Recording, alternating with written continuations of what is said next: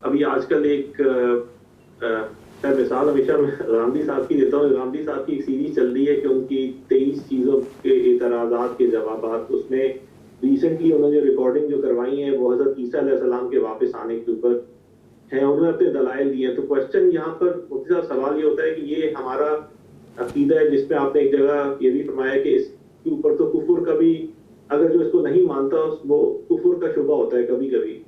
تو اس میں ایک تو ان کا اپنا عقیدہ ہو گیا یہ غامدی صاحب کا جو ہے, لیکن ان کے ہزاروں کی تعداد میں جو فالوورز ہیں وہ, جیسے آپ نے ابھی بات کی کہ ایک عام آدمی جو ہے وہ 6 چیزوں پہ ایمان رکھتا ہے اور زیادہ علمی مباحث میں نہیں پڑا, لیکن آج کل کے انفارمیشن دور کے اندر جو ہے یہ چیزیں بہت تیزی سے اس طرح کی باتیں جو پھیلتی ہیں, جو ہزاروں لوگوں تک پہنچتی ہیں, اور اس کے اوپر وہ ایمان لے آتے ہیں وہ اپنی جہالت کی وجہ سے یا کم علمی کی وجہ سے.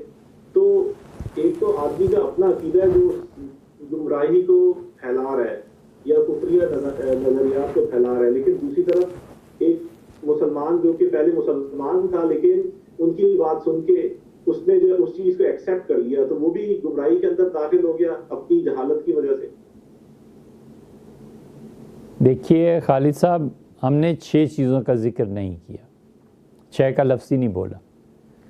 یہ عرض کیا ہے کہ قرآن کریم نے جن چیزوں کے متعلق کہا ہے کہ کل ایمان لائے, حضور صلی اللہ علیہ وسلم امت کے, فرشتوں پہ, اس پہ, اور اس کے ساتھ ہی ہم نے یہ بھی کہا ہے کہ ضروریات دین پہ. اب ایک قادیانی یہ کہتا ہے کہ میں اللہ کو مانتا ہوں, انبیاء علیہ السلام کو مانتا ہوں, کتابوں کو مانتا ہوں, فرشتوں کو مانتا ہوں, قیامت کو مانتا ہوں, تقدیر کو مانتا ہوں, یہ 6 چیزوں میں مانتا ہوں, لیکن میں حضور صلی اللہ علیہ وسلم کو آخری نبی نہیں مانتا. کوئی بھی کہتا ہے, کوئی بھی. یہ ضروریات دین میں سے ہے کہ انہیں آخری نبی مانا جائے. ایک کہتا ہے میں سب مانتا ہوں لیکن ابو بکر رضی اللہ عنہ کو صحابی بھی نہیں مانتا. قرآن اسے صحابی کہتا ہے کہ نبی صلی اللہ علیہ وسلم نے جب اپنے ساتھی سے, اپنے صحابی سے کہا کہ ڈر نہیں, اللہ ہمارے ساتھ ہے, تو سیدنا ابو بکر رضی اللہ عنہ کی صحابیت کا اقرار کرنا یہ ضروریات دین میں سے ہے, ورنہ قرآن کا انکار لازم آئے گا, کفر ہو جائے گا. تو اس لیے ہم اپنی اس بات کی تصحیح کر رہے ہیں کہ اگر 6 لفظوں کا بھی کہا ہے اور ضروریات دین کا, کہ اسے ضروریات دین کا قائل ہونا چاہیے. دوسری بات, جہاں تک کسی کا بھی تعلق ہے, ہم نام لیے بغیر ہی بات کریں تو زیادہ مناسب لگتا ہے. کوئی بھی آدمی ہے بھیا, اسے سیدنا مسیح علیہ السلام کی حیات کا اور ان کی آمد ثانی, یعنی وہ دنیا میں دوبارہ تشریف لائیں گے, اس کا انکار نہیں کرنا چاہیے. شروع یہاں سے ہوتا ہے کہ عقلی دلائل یہ ہیں, عقل میں یہ آتا ہے, عقل میں یہ آتا ہے, عقل میں یہ آتا ہے. یہ جو پیچھے 1400 سال پوری امت ہے, 1500 سال, ان میں سے کتنے لوگ منکر ہیں؟ جو روایات امام مالک رحمۃ اللہ علیہ کے متعلق ہیں وہ غلط فہمی پہ مبنی ہے. عبید اللہ سندھی رحمۃ اللہ نے ایک جگہ لکھا ہے کہ حضرت عمر رضی اللہ عنہ سیدنا مسیح علیہ السلام کے آنے کے قائل نہیں تھے. چھان مارا پورا کتب خانہ کہ حضرت سندھی نے یہ کیسے کہہ دیا کہ سیدنا عمر رضی اللہ عنہ قائل نہیں تھے.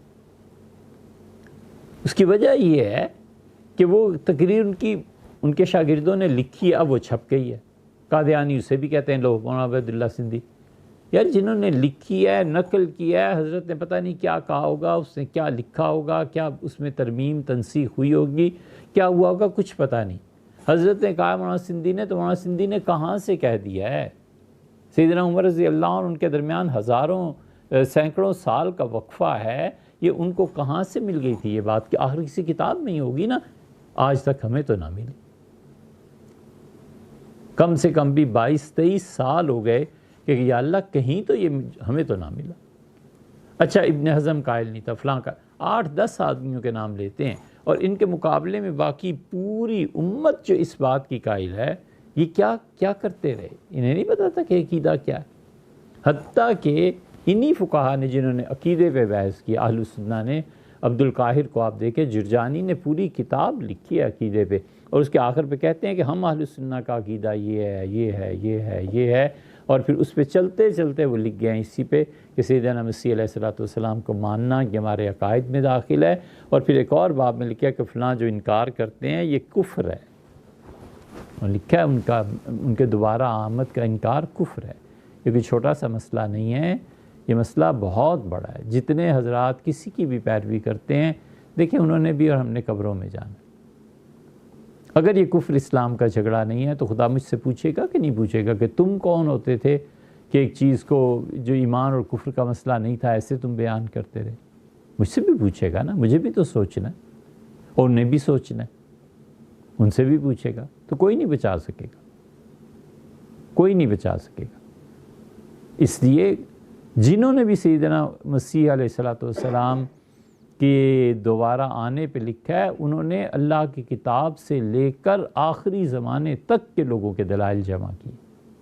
اب یہ کسی آدمی کا کہنا کہ میں افراد کو نہیں مانتا دین میں، ہم بھی ہیں اور وہ بھی تھے، یہ تو پھر امام ابو حنیفہ رحمۃ اللہ علیہ نے کہا تھا کہ انہوں نے، امام ابو حنیفہ رحمۃ اللہ علیہ تو بہت محتاط کا جملہ کہا، انہوں نے کہا اگر خدا کی کتاب سے کوئی مسئلہ ثابت ہوتا ہے تو علی الراس والعین میری سر آنکھوں پہ، اگر حضور صلی اللہ علیہ وسلم کی سنت سے ثابت ہوتا ہے تو علی الراس والعین میری سر آنکھوں پہ۔ فاذا جاءنی صحابہ رضی اللہ عنہ سے کوئی مسئلہ آتا ہے تو علی الراس والعین میری سر آنکھوں پہ۔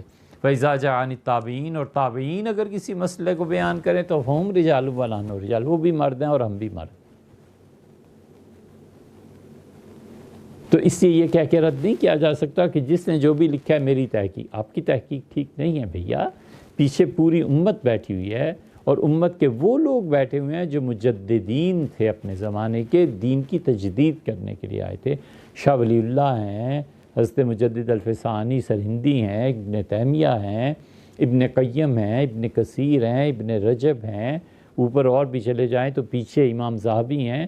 یہ سارے کے سارے عقیدے کے کٹھلے اور پتلے تھے، ہر ایک تصریح کرتا ہے کہ حضرت عیسیٰ علیہ السلام آئیں گے، آپ کہاں جاتے ہیں؟ اس سے درخواست ان سے ہے کہ اس مسئلے پہ ضرور غور فرما لیں۔ لیکن اگر وہ کہیں گے کہ ہم کسی آدمی کو نہیں مانتے امت میں سے، ہم کسی پچھلے آدمی کو نہیں مانتے، تو پھر اللہ ہی حافظ۔